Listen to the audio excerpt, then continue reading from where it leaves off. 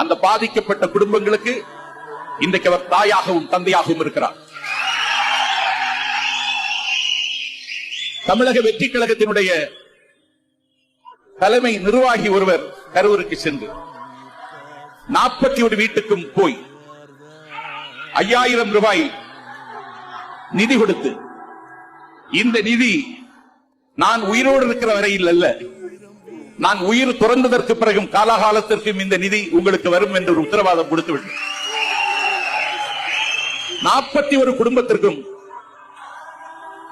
ஆயுள் காப்பீடும் செய்து அந்த குடும்பத்தை எங்கள் நிர்வாக குழு உறுப்பினர் இன்றைக்கு தத்தெடுத்துக் கொண்டார்.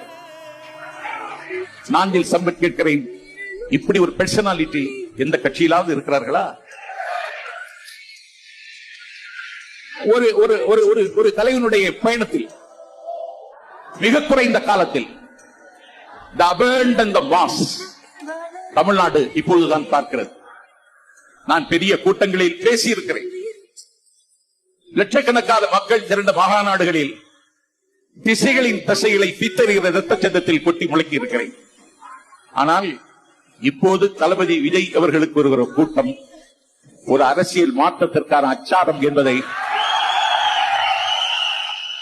தயவு செய்து புறக்கணித்து விடாதீர்கள். அதை எப்படி அவர் விடுவோம்? கொண்டவனுங்க எங்கேயோ சந்தோஷமா இருக்கானுங்க.